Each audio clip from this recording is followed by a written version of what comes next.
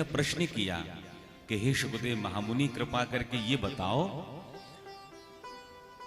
भगवान संसार को बनाते कैसे हैं। तब तृतीय स्कंद का नाम है सृष्टि।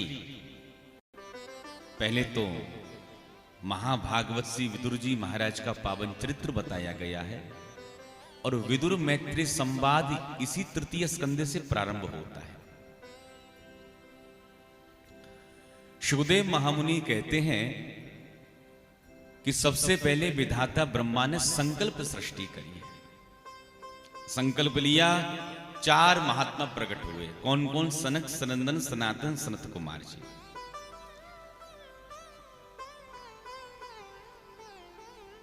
चारों महात्माओं से कहा आप सृष्टि करो। चारों कहते हैं पिताजी हम चक्र में पड़ने वाले नहीं हैं, हम तो भगवान का भजन करेंगे।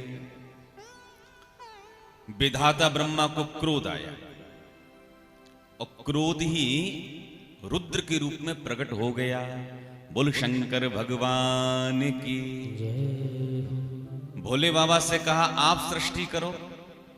तो अब तो हमारे भोले बाबा ने भूत प्रेत डाकनी विसाचनी सर्व बिच्छू चुड़ैले महाराज प्रकट कर दी। ब्रह्मा जी घबरा गए, अरे महाराज ऐसी खतरनाक सृष्टि हमें नहीं करानी।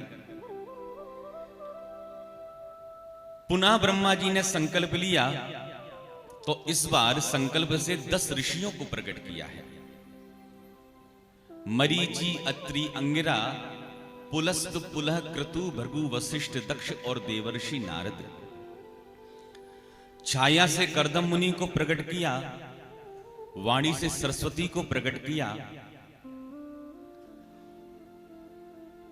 वामांग से कन्या और दक्षिणांग से पुरुष को प्रकट किया, जिनका नाम हुआ मनु और शत्रुपा। बहुत ध्यान देकर सुनो। मनु शत्रुपा से कहा आप सृष्टि करो। तब हमारे मनु महाराज ने यहां से मैथुन सृष्टि करना प्रारंभ किया है। 3 बेटियों को जन्म दिया, आकुति, देवहूति और प्रसूति।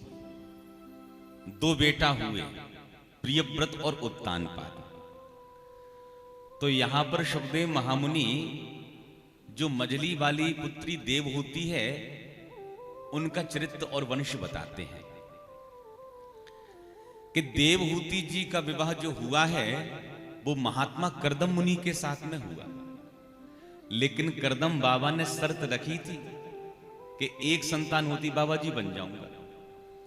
देवहूति मैया ने शर्त को स्वीकार किया और जैसे ही महाराज विवाह के बाद देवहूति जी कर्दम जी के आश्रम में आई, अब तो कर्दम मुनि ने देवहूति को ठीक से देखा तक नहीं और समाधि लगाकर बैठ गए। हजारों वर्षों तक समाधि लगी रही। अब पति चले गए समाधि में तो देवहूति क्या करे? राजा की बेटी है। देवहूति जी भी आश्रम में रही लेकिन पति के घर को छोड़ा नहीं, पति के घर में रही। जब कर्दम बाबा की समाधि खुली, सामने देवहूति को बैठा हुआ देखा तो देवहूति से कहते देवी आपका क्या परिचय है, आप कौन हो? देवहूति पैर पकड़कर कहती महाराज भूल गए आप मुझे? अरे याद करो महाराज, कई वर्ष पहले मेरा आपके साथ विवाह हुआ था। मैं मनु की पुत्री मानवी हूं, देवहूति हूं, आपका मेरे साथ विवाह हुआ है। तब कर्दम मुनि को याद आ गया, हां देवी विवाह तो हुआ है, लेकिन एक बात बताओ, मैं चला गया समाधि में, फिर तुम अपने घर क्यों नहीं गई? घर चली जाती। तब देवहूति जी कहती हैं स्वामी पति का घर ही सच्चा घर होता है। और एक बात बताओ, यदि मैं घर छोड़कर चली भी जाती तो आपके आश्रम को कौन संभालता? आपके घर को कौन संभालता? प्रसन्न हो गए कर्दम बाबा और प्रसन्न इतने हुए देवहूति से कहते हैं देवहूति मैं तुमसे बड़ा प्रसन्न हूं, अच्छा बताओ क्या वरदान चाहती हो? तब देवहूति कहती है महाराज मेरे मन में तो कोई लालसा नहीं है, लेकिन महाराज ये जो गृहस्थ जीवन है ना, ये गृहस्थ जीवन तब परिपूर्ण माना जाता है जब एक संतान का जन्म हो, तब गृहस्थ जीवन पूर्ण माना जाता है। करदम बाबा देवहूति के भावों को समझ गए और संकल्प लिया है। संकल्प लेने मात्र से कामक विमान उपस्थित हो गया। कामक विमान का मतलब कामनात गमति गच्छति इति कामगः। डीजल पेट्रोल का कोई झंझट नहीं, कामना की गति से चलने वाला विमान कामक विमान। और शास्त्रों में आया है ये जो कामक विमान है इसकी लंबाई चौड़ाई 1200 किलोमीटर की थी।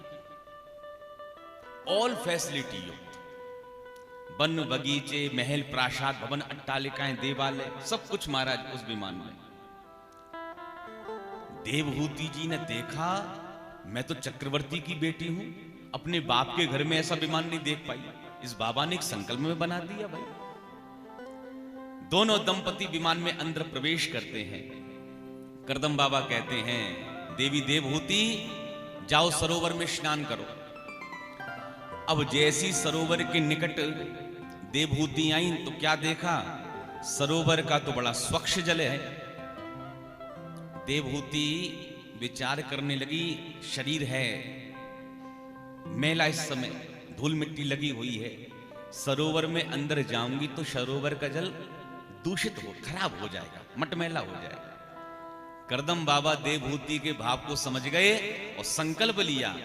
तो संकल्प लेने मात्र से ही सतानी 10 कन्यका, 1000 कन्याएं उस सरोवर में से प्रकट हो गईं। देवहूति जी का हाथ पकड़ा, सरोवर में अंदर लेकर के आई और ओटल लगा लगा कर महाराज ऐसा स्नान कराया कि देवांगना जैसा स्वरूप माता देवहूति जी का प्रकट हो गया।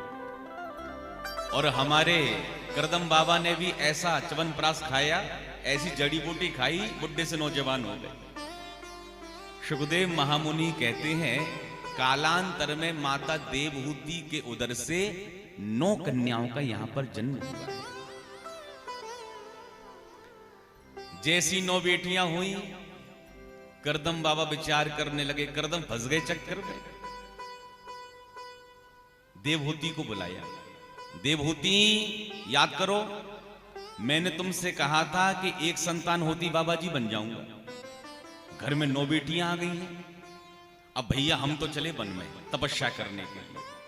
तब देवहूति जी हाथ जोड़कर कहती है स्वामी अच्छा एक बात बताओ, घर में 9 बेटियां आ गई हैं, इनकी शादी कौन करेगा? और चलो महाराज ले दे के मैं इन बेटियों की विदा भी कर दूंगी, लेकिन इतने बड़े कामक विमान में महाराज मैं अकेली रहकर क्या करूंगी? कहीं महाराज एक बेटा और होता आनंद आ जाता, बस उसी से बतियाती रहती। करदम बाबा को याद आ गया, अरे देवी तुमने खूब याद दिलाई, भगवान ने मुझको स्वयं ये वचन दिया है कि करदम तुम विवाह करो, मैं स्वयं तुम्हारे यहाँ बेटा बन करके आऊंगा। अब जब भगवान ही पुत्र बन के घर में आ रहे हैं तो भैया मैं वन में जाके क्या करूंगा? ससा हम स्वांस कलयाय त्वद्वीर्येण महामुने तब क्षेत्रे देवहूत्या प्रणस्ये तत्व संहिता। अरे जब प्रभु ही घर में पधार रहे हैं तो मैं वन में जाके क्या करूंगा? और कालांतर में माता देवहूति के उदर से भगवान कपिल का प्रादुर्भाव हो गया। बोलिए कपिल भगवान की जय। कपिल भगवान का दर्शन करने के लिए ब्रह्मा जी महाराज अपने मानस पुत्रों को साथ लेकर के आए। 10 मानस पुत्र जिनके आपने नाम सुने अभी। अच्छा 10वें थे नारद जी महाराज। घूमने निकले तो महाराज घूमते ही रह गए। 9 साथ में आए थे।